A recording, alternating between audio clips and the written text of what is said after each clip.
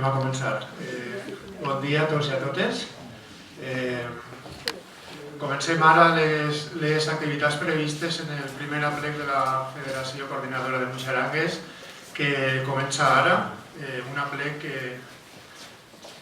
que des de la Junta Directiva de la Federació teníem moltes ganes de celebrar i que portarà activitats durant tot el dia i que culminarà en l'actuació d'esta vesprada. Hi ha hagut molt de treball al darrere de l'aplec i la veritat és que tenim molta il·lusió. Hem arribat vius a aquest moment, algunes de les persones que estem així en la sala, que portem unes setmanes boges i no res, espero que tots junts el puguem gaudir.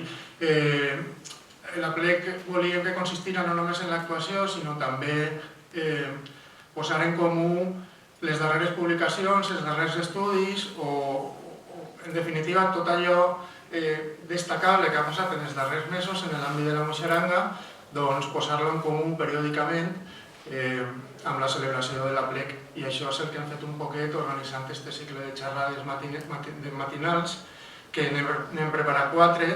Anem a intentar que siguin breus, que siguin dinàmiques i, per tant, hem preparat intervencions de 3 quarts d'hora, és a dir, que esta aproximadament acabarà cap allà a les 11:15. I sense més ja dono pas al primer dels ponents, que és Andrés Felici, que és doctor en Història de l'Art, també és dolçainer i ha participat des de l'any 2000 en la Festa de la Mare de Déu de la Salut, del GMSI. Ell ens parlarà d'antics rituals i figures i tècniques constructives de la Muixeranga del GMSI, abans que existira la Muixeranga del GMSI tal com la coneguem ara, i també pensa que de la seva intervenció una de les parts més interessants és que també a partir de l'estudi d'aquestes tècniques i d'aquests rituals també llança una reflexió de cara a les colles noves que s'estan constituint arreu del territori valencià.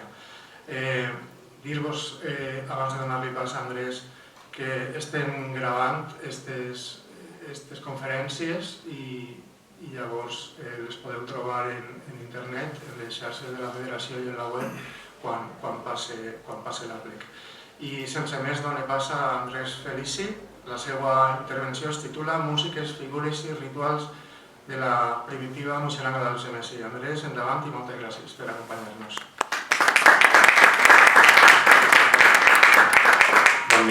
Bon dia a tots. En primer lloc volia donar les gràcies a la Federació Coordinadora de Muixerangues per la invitació per a poder estar avui així i parlar-vos un poc sobre les últimes investigacions que he estat fent al voltant de la Muixeranga. L'objectiu d'aquesta xerrada va ser intentar donar a conèixer un poc més com era la primitiva Muixeranga del GMSI, aquella que va desaparèixer fa 50 anys i que ha servit d'origen per a la creació dels 2 grups muixeranguers algemesinencs, així com totes les demés muixerangues sorgides o recuperades en els últims anys per tota la geografia valenciana. Això també ens deu de fer reflexionar sobre certs aspectes del present de les nostres muixerangues, tenint en compte que són un element viu i, per tant, han anat evolucionant i canviant amb el pas del temps, adaptant-se a les noves situacions. Està ben clar que si la Muixeranga del GMSI no haguera canviat, no haguera sobreviscut fins avui de manera ininterrompuda. Però també és cert que durant tot aquest temps han desaparegut moltes coses sense motiu aparent.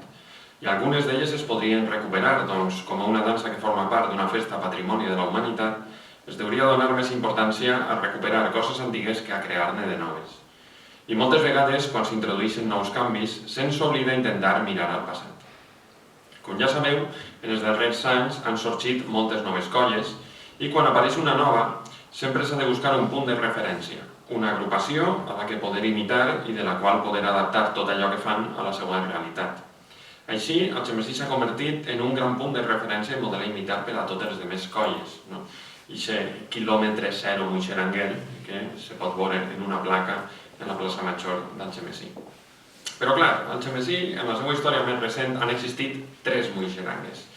En primer lloc, la nova Muixeranga, creada l'any 1997, la muixeranga d'Algemesí, sorgida fa 50 anys, en 1973, i la muixeranga més antiga, que podem denominar així com la primitiva, que va actuar per darrera vegada en l'any 1972 i que desconeguem la seva data exacta d'aparició. I ara voldria llançar una qüestió a totes aquestes noves colles muixerangueres. Per què el model de referència d'una nova colla muixeranguera és una agrupació que té quasi 300 membres o més, quan en realitat aquestes noves agrupacions en la seva majoria no solen ser més de 30 o 40 persones? No seria més lògic prendre com a model, en lloc de les muixerangues actuals d'Algemesí, eixa muixeranga primitiva que sols tenia 30 membres? La resposta és molt clara. És molt més còmode adaptar un model que coneguem de primera mà i del qual podem parlar amb els seus protagonistes que no un que va desaparèixer fa 50 anys. Perquè una cosa és ben certa, desconeguem moltes coses d'eixa muixeranga primitiva i les poques coses que coneguem moltes vegades les sabem de manera errònia i confusa. La gent anà difonent certes informacions que no tenen cap tipus de base documental i que s'han considerat com a veritats absolutes durant anys i anys. I això és en part el que anem a intentar anar explicant durant aquesta xerrada. Així, la primera d'aquestes coses és el mateix origen de la muixeranga, no? Tothom ve la muixeranga d'Algemesí.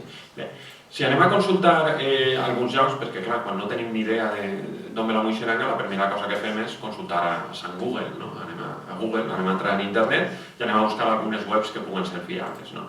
Com per exemple, què sé jo, la web del Museu de la Festa d'Algemesí. I quan apliquem així, la primera cosa que veiem és que és una informació que està completament desactualitzada, només podeu veure els mestres de les muixerangues, que fica-se al final, que no són, òbviament, els que tocaria, no? Però així el que m'interessa és aquesta referència, no? Esta cita de l'any 1733 del llibre de contes de la vila, no? Com diguem, la primera documentació que existeix de la muixeranga és esta. I aquesta mateixa informació la tenim també en la web de la muixeranga d'Algemesí, no? Novament, la primera cosa que ens fica és que la primera referència documental prové de 1733 i ens diu que ve dels llibres de contes de la vila i fins i tot ens indica la seva referència, no? El llibre de Josep Antoni Domingo de Festa a la Ribera, que ens indica en la part de baix. Un llibre que per altra vegada va ser editat per primera vegada en 1983. Hem de dir que esta obra de Josep Antoni Domingo, juntament amb el llibre Bastint la Festa, és una documentació imprescindible per a estudiar la festa d'Algemesí. Però des d'aleshores fins ara han passat més de 20 anys i s'han investigat moltes coses més que contradiuen algunes d'aquestes informacions. Fins i tot el propi Josep Antoni Domingo, enguany en el 2023, ha editat una segona part d'este Bastint la Festa on corregeix aquesta informació. Tornant al tema en qüestió. Què passa si ens n'anem a aquesta documentació, a aquest document de 1733? Bé, anem a veure-ho.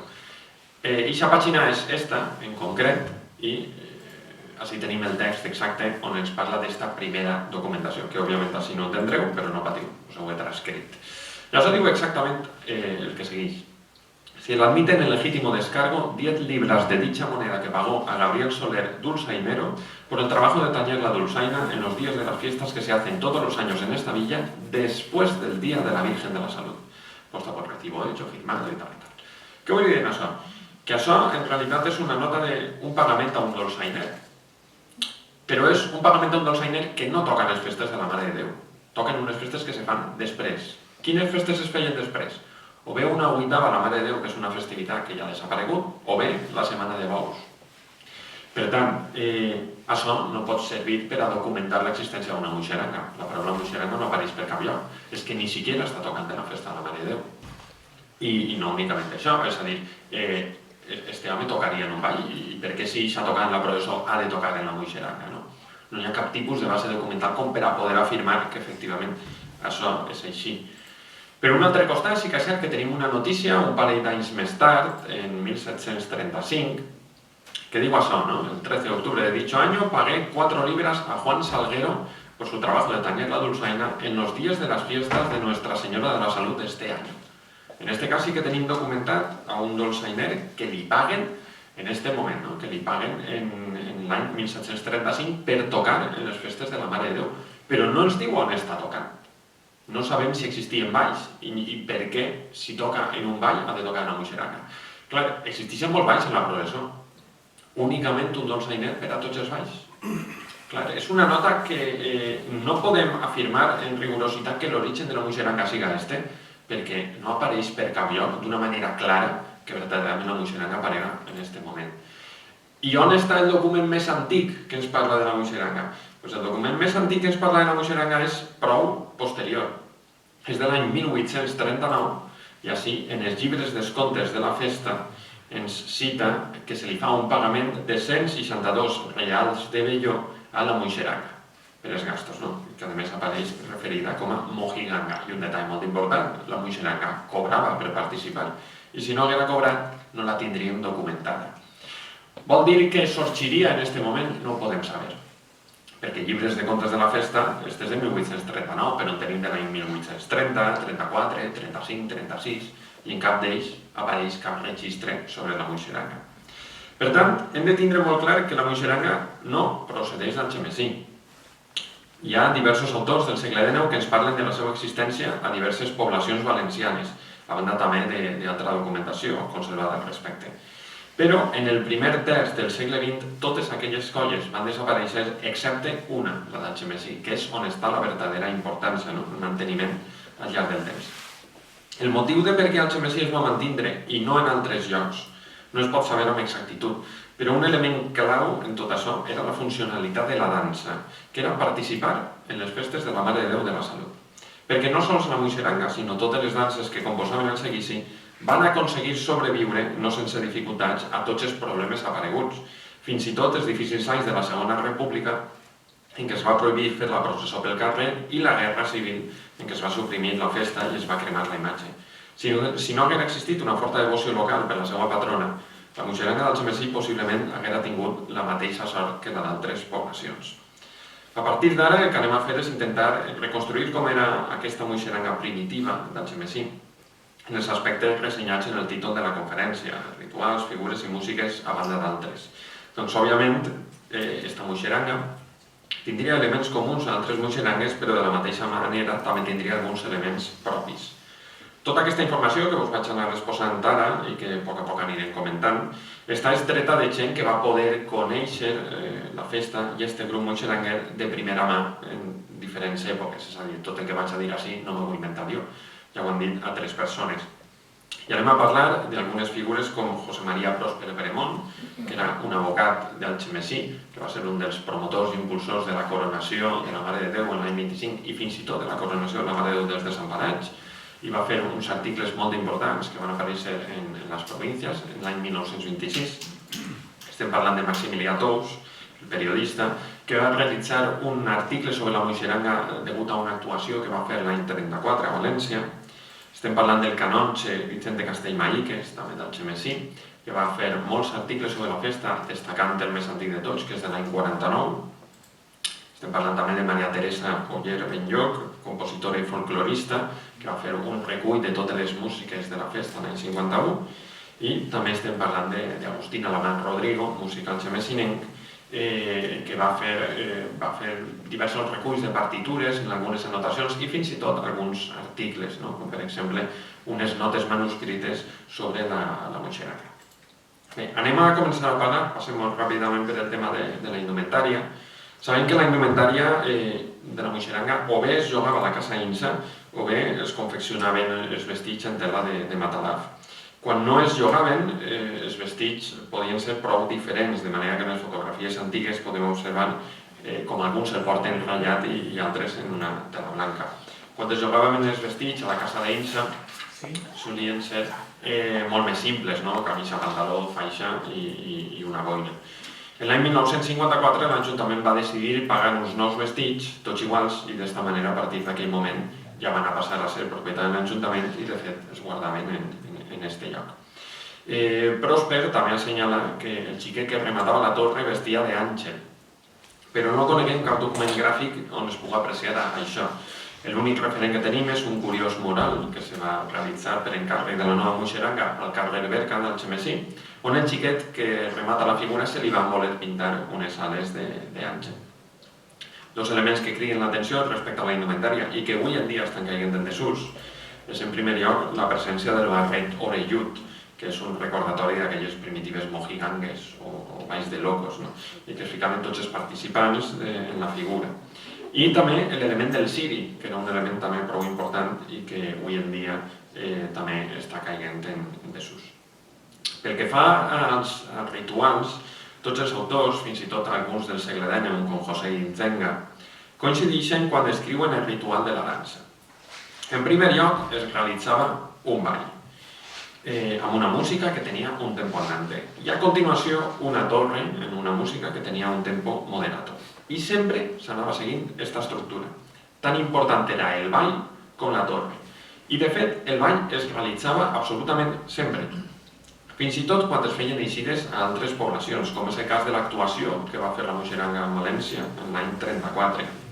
Però el ball que podem observar en les poques fotografies antigues que tenim no és el ball que tenim ara. Fixeu-se com els muixeranguers no porten siri. I la disposició que adopten, per exemple, en aquesta fotografia de l'any 34, d'un al costat de l'altre un poc axupits, fa pensar que tampoc farien exactament la coreografia actual. Fet que, a més, està corroborat per alguns testimonis que recorden haver vist balls diferents de la Muixeranga. Hem aconseguit rescatar un document impagable, una filmació antiga de l'any 56, procedent de la família Segura Lago, on s'aprecia durant uns segons un ball prou diferent al que es fa avui en dia i que sembla correspondre amb alguna de les fotos antigues. Vaig a mostrar-vos aquests fragments, aquests segons. Podeu veure que el ball és completament diferent.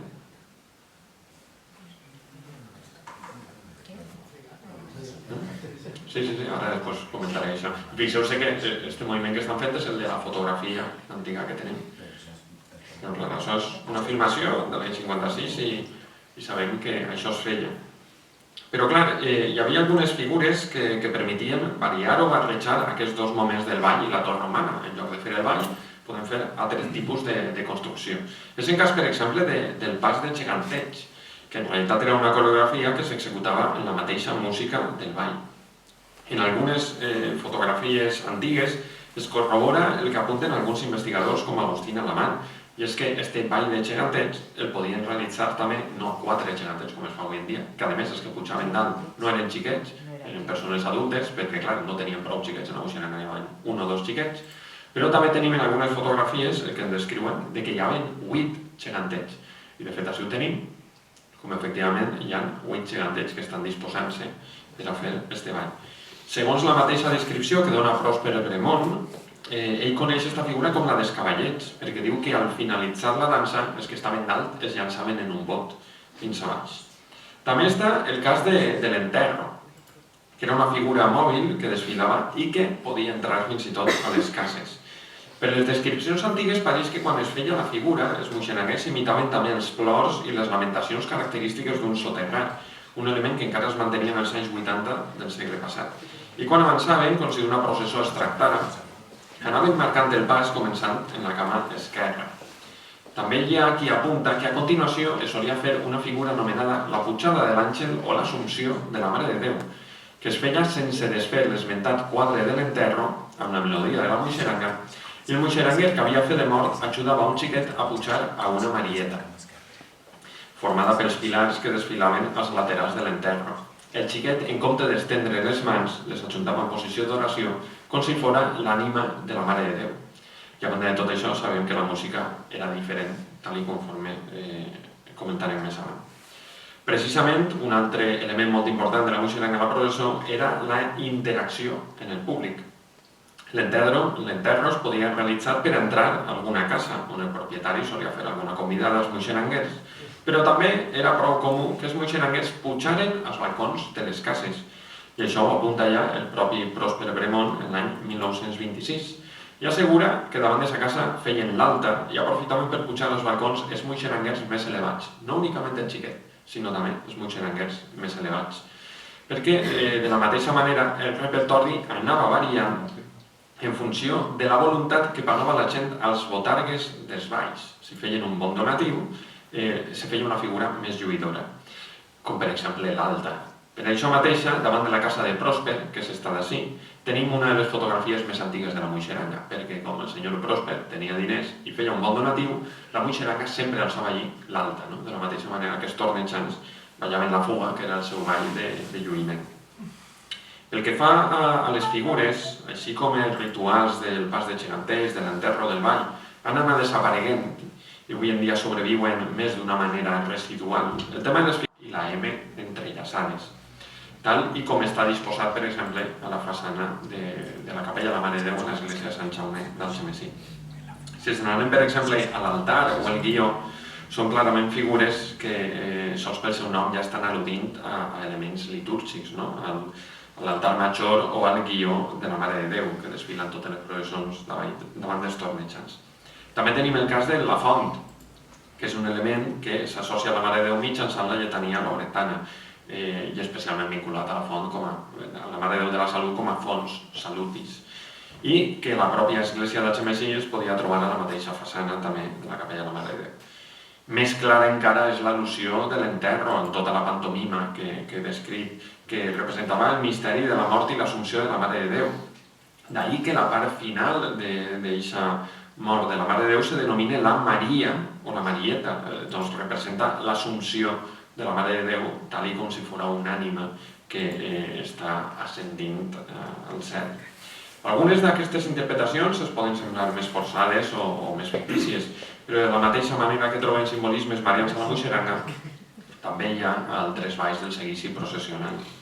A tot això el que pretenc assenyalar és que la Muixeranga d'Algemesí era un element molt vinculat al seu lloc d'origen, que és la processó de la Mare de Déu de la Salut. I el seu repertori i figures estarien d'una manera o altra vinculades a una festa en la qual participaven anualment. La Muixeranga d'Algemesí no es pot lligar de la Mare de Déu de la Salut. De fet, més que probablement, com ja he assenyalat abans, la devoció cap a la patrona ha sigut la principal causa de que no hagi desaparegut. Per això és probable que les muixerangues d'altres poblacions tingueren algunes figures diferents, no amb tanta vinculació mariana. Doncs les muixerangues d'altres llocs no eixien sols per a les festes de la Mare de Déu de cada poble. I per tant, sí que és possible que algunes de les figures que feien Algemesí sols es feren en Algemesí. Un altre aspecte també molt interessant a tractar són les tècniques constructives de les torres. En aquell moment, els muixeranguers eren gent de camp, que havien de cobrar per participar en la festa, doncs si no cobraven perdien un jornal de feina. Encara que el grup assajava, les mesures de seguretat brillaven per la seva absència. Les figures es construïen pràcticament sense pinya. Els muixeranguers que no participaven en la construcció directament es dedicaven a mirar. I fins i tot feien altes sense tindre a ningú de pinya, els justets. Les figures, com ja hem assenyalat, solien tindre ciris, que moltes vegades el que feien eren que els vestits dels muixeranguers acabaven pitjor del que ja estaven. I de fet, alguns testimonis antics apunten que solien apagar els ciris en el cul del company de davant. Una tradició que no hi ha per què recuperar, no? Però com a testimoni. Les fotografies ens donen la sensació de que feien les torres sense immutar-se. Tot era a base de força bruta i òbviament això limitava la participació també de les dones, a banda de per la mentalitat i la moralitat de l'època, que tampoc ho permetia.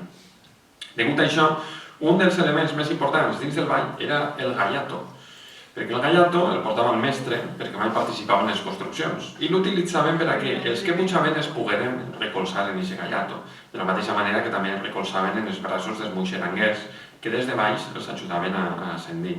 Això sabem per testimonis antics, per alguna foto i també per alguna filmació antiga, com la que he comentat de la família Segura de Lago. I anem a veure un poc com construïen abans les muixerangues. Així van a fer una oberta. Si un segon se podia fumar tranquil·lament en la construcció. Cap problema. Ai, el cigarro. I ara van a fer una... Bueno, hi posaven per a la foto tranquil·lament. Ja aneu a veure una torreta desplegada que fan. Això és com li dona el gallato per a que se pugui recolzar en el gallato si li fa falta. És a dir, i en l'anterior imatge se veu com se van agarrant dels braços.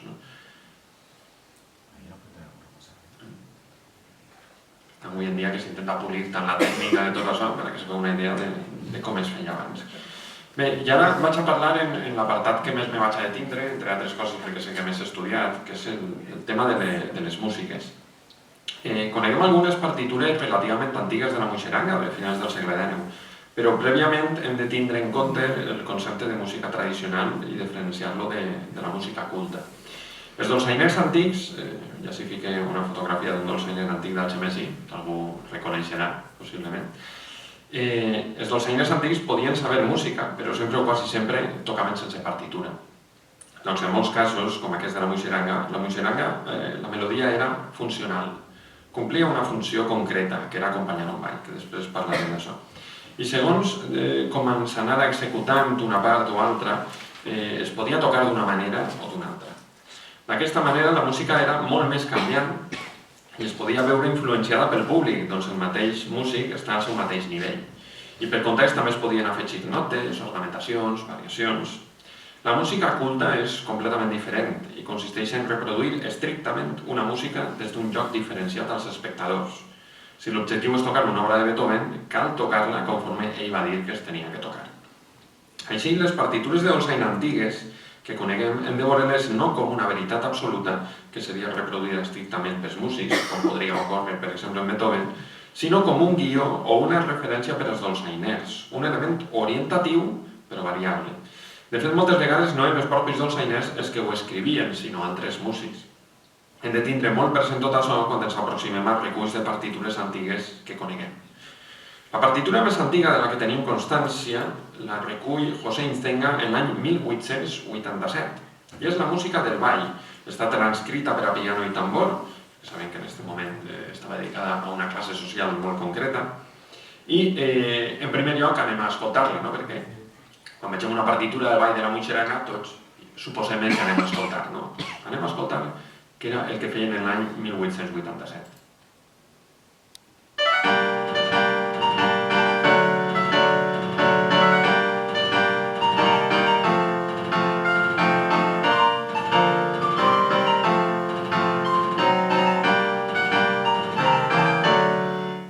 Com vegeu, no té res que veure en el ball d'avui en dia, absolutament res.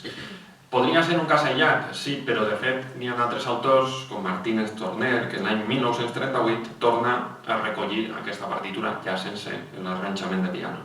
Per tant, aquesta partitura se gastaria, i se gastaria en algun lloc. I ara ve la pregunta, no? I en Algemesí, què es tocava, no?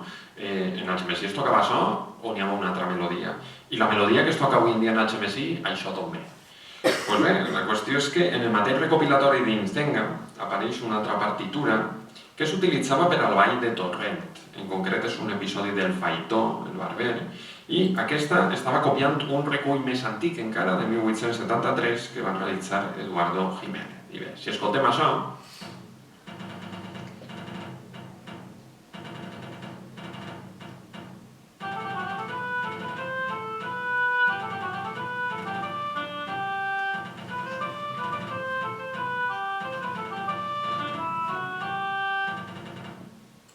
aquesta sí que ens sona, però aquesta no era de la muixeranga, era del ball de Torrent, no? A més, resulta curiós perquè en les versions més recents del ball de Torrent este passatge ja no utilitza aquesta melodia. De fet, en un recull de 1893 ja no apareix aquesta melodia, sinó que apareix una altra, no? I sembla ser que seria una melodia prou popular, esta d'ací, perquè Martínez Torner en l'any 38 també la recull la mateixa tonada per a un ball de panderetes. I així mateix es mostra les connexions que existirien entre els balls de Torrent i les muixerangues, el fet que també assenyalava el propi Incenga, perquè ambdós eren espectacles de carrer de caràcter burlesc i per tant la mateixa melodia s'utilitzaria per a molts tipus de balls, de panderetes, de ball de Torrent i també de la muixeranga. I ara la següent pregunta seria fer, i en Algemesí què se tocava? Se tocava esta que és la que se toca avui en dia? Se tocava la que hem vist abans? Bé, per intentar contestar a aquesta pregunta hem de parlar d'un home important, de Mariano Baixauli, el pare Baixauli. Aquest, a finals del segle XIX, va realitzar un recull de músiques tradicionals de dolçaina que li van dictar alguns germans dolçainers de València, els germans Vicente, Pedro Pauet i Salvador Díaz. Aquests deien que aquestes músiques les havien après del seu avi, perquè havien sigut abaleters del seu avi. En totes aquestes músiques n'apareixen algunes d'Algemesí, en concret dels balls de bastoneig i de la moixeranga, i que en les partitures es refereixen com a músiques d'esta població. Sabem que almenys el menú dels germans, Salvador Díaz, va ser contractat per a tocar a la festa d'Algemesí en 1906. Per tant, el que recull a les partitures de Baixauli seria el que estaria tocant este dolçainer en aquest moment.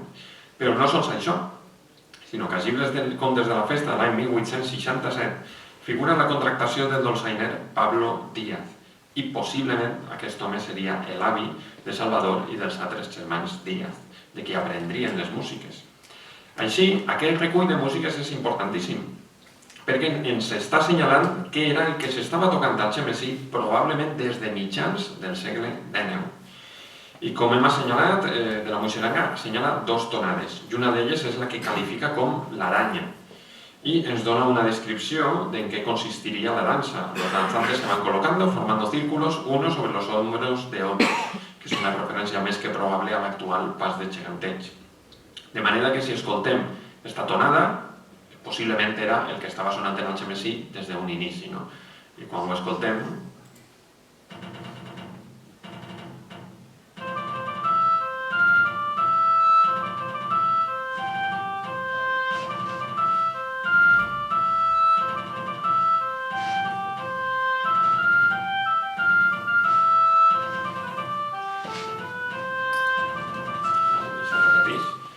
com vegeu és una variació on podem reconèixer aquesta melodia actual del ball. Per tant, més que probablement, Algemesí mai es va utilitzar aquesta primera tonada que hem escoltat del ball de la moixeranga, sinó que almenys des de mitjans del segle XIX ja s'emprava l'actual o una variació de l'actual. I no sols això, sinó que també no hi havia una diferenciació entre florete i aranya, que avui en dia sí que existeix, es feia la mateixa tonada per a tot, simplement que s'allargaven més les notes finals o s'acortaven. Altra tonada que recull Baixauli és la que s'utilitzava per a fer les torres i apareix referida únicament com a moixeranga. Esta és la versió més antiga que coneguem d'aquesta tonada i resulta a més prou semblant a altres reculls dels mateixos anys com fa, per exemple, el baró d'Alcalalí, el qual deia que la moixeranga encara estava vigent a moltes altres poblacions sense referir en concret al Algemesí. Per tant, sabem que aquesta seria la tonada que se gastaria per a fer les torres, i no hem trobat ninguna altra alternativa de possibilitat. Anem a escoltar-la.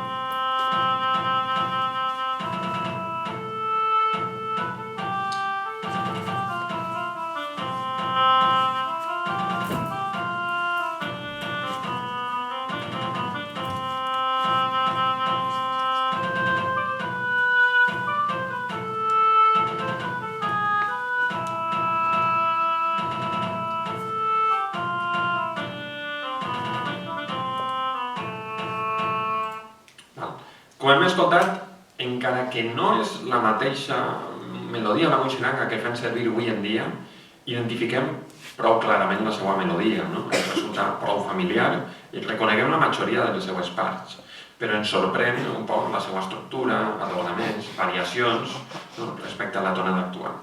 Això ocorre amb tots els reculls de partitures de la moixeranga que coneguem a partir d'aquestes dates, que en són prou, i encara, i a poc se van assemblant més a la versió actual.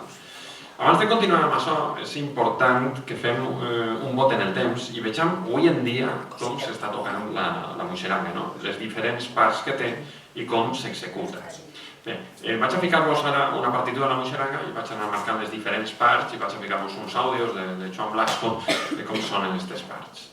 En primer lloc apareix el que denominem com a una primera part, que és esta de aquí.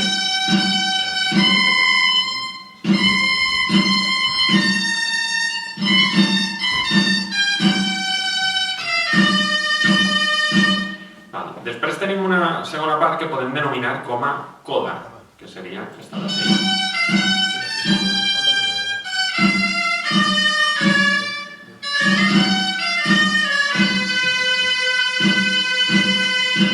A continuació continuació vindria la part tècnicament més complicada, que és el que podem denominar la part aguda.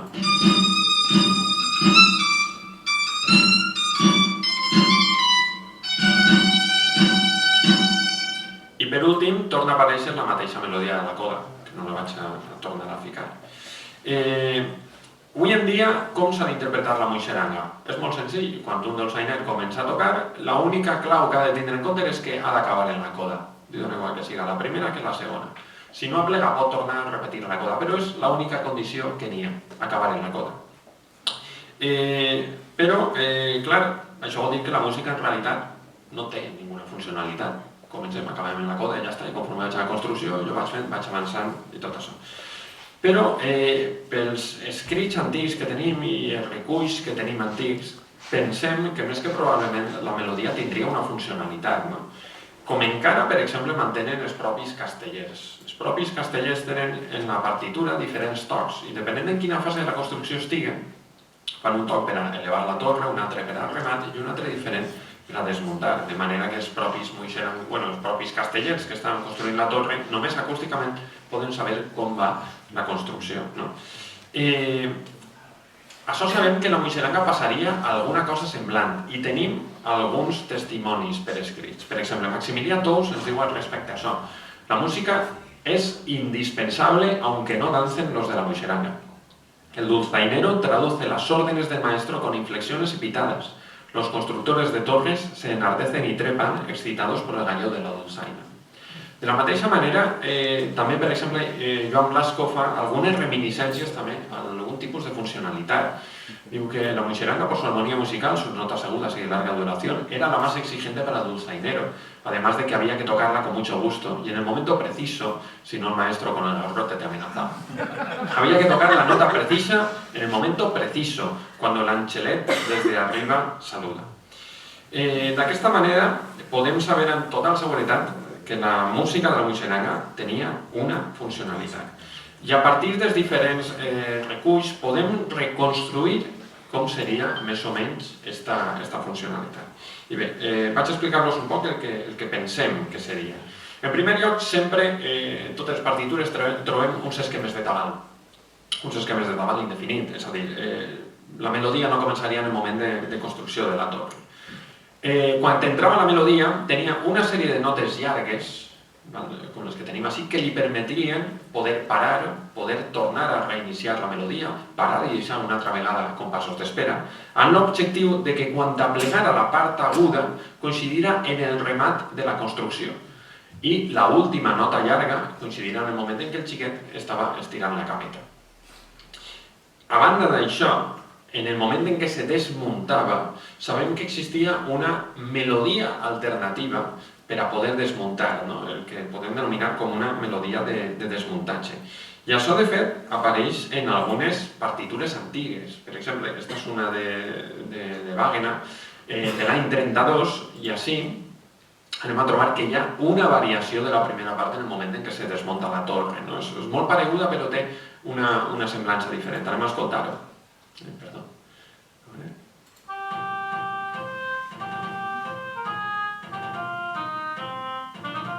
Després s'enllaçaria en la part aguda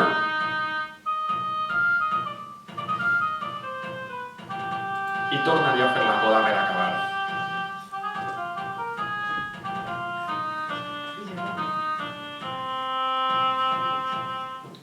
Per tant, més que probablement, i tot això, òbviament, al final el tabal podia continuar fins que concloguera la construcció. Com vegeu, la melodia sí que tindria certa funcionalitat. Ara el que caldria saber és per què va desaparèixer aquesta funcionalitat. Depèn de com anem de temps, o ho comente o no, Vale, doncs no ho comente. Però dir-vos que aquesta funcionalitat va desaparèixer, sabem més o menys per què va poder desaparèixer, passem tota aquesta part perquè si no no ens dona temps. I bé, sí que vull parlar-vos del que seria l'última melodia, que ens falta per parlar, que és la de l'enterro.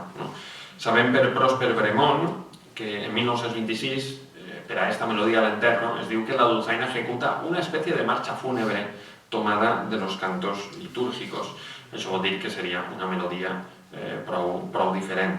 La primera partitura que tenim d'aquesta tonada és molt tardana, és de 1974, i la recull Agustín Alamany en un manuscrit no publicat. I aquesta tonada sonava així.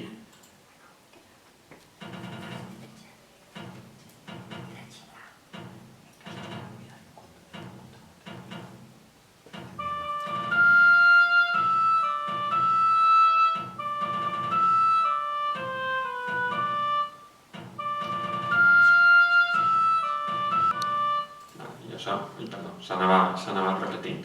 Aquesta tonada en realitat prové de la música litúrgica. És un miserere que pren la lletra del Salm 50 i que en Algemesí era cantat pels capellans precedits de la creu quan anaven pel carrer a casa del mort per traslladar-lo després a la parròquia amb tot el seguici. Per tant, era una tonada que resultava prou coneguda a nivell local i que és possible que fos introduïda per algun dolçainer local que tocara en algun moment de la Muixeranga a principis del segle XX, com per exemple Antonio Llombart Tales. Pocs anys després, a finals de la dècada dels 70 o principis del següent, Diego Ramón i Lluc, que era mestre de capella de la parròquia de Sant Jaume i a més mestre de dolçaina a l'escola provincial, com que la tonada del miserere se quedava molt curta i s'havia repetit moltes vegades, va decidir afegir-li a continuació el Dies Irae, que és l'himne gregorià que es cantava dins de l'església, acabada la missa de difunts, quan ja estaven a punt de traure el mort. Així va quedar configurada la tocata que es fa avui en dia, on tenim esta primera part, que és el miserere, i després la part del Dies Irae. Amb tot això ja hauríem parlat de totes les músiques de la Muixeranga, el florete, la seva variació de l'aranya, l'enterro, la Muixeranga. I ara caldria preguntar-nos si a banda d'aquestes va existir alguna música més en la Muixeranga. I les casualitats de la vida van fer que fa un temps se'n trobara amb una partitura a l'arxiu personal del músic algemesinenc José Moreno Gans, que no sabem qui ni quan la va escriure, perquè no és la seva lletra, i és una fotocòpia. És això. Possiblement seria el primer text del segle XX i apareix titulat com a Mujiganga número sensacional. I sabem que es composava de 3 parts, que assenyala l'autor: florete, tirantes o tenantes i fuga. I si ens parem a escoltar aquesta melodia, anem a ficar-la. La primera part és el ball o l'aranya.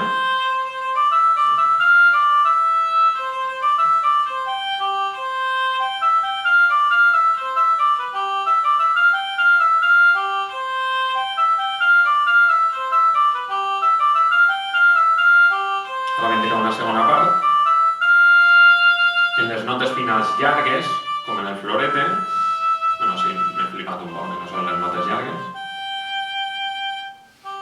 I ara vindria la part de la fuga, atentos.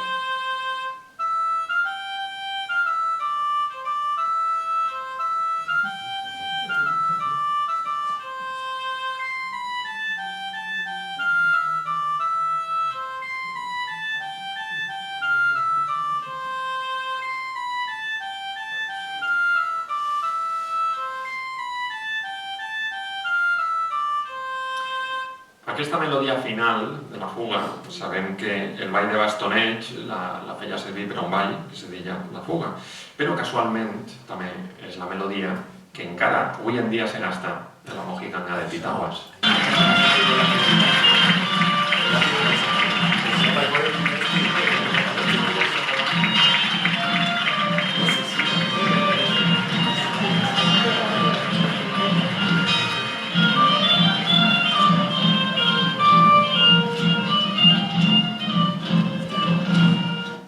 Fixeu-se, conforme ja veieu apuntat, que aquest moviment que fan els balladors és molt semblant al que hem vist en els vídeos antics del primitiu ball de la Muixeranga.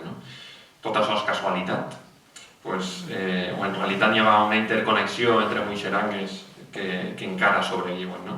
Com vegeu, això encara cal estudiar-ho. I per últim, no em voldria anar-me'n sense fer una sèrie d'observacions o consells o suggerències per a aquestes noves colles, ja no això ja acaba. Per intentar recuperar alguns elements històrics del nostre ball que han anat desapareguent en el pas del temps i que alguns es podrien recuperar.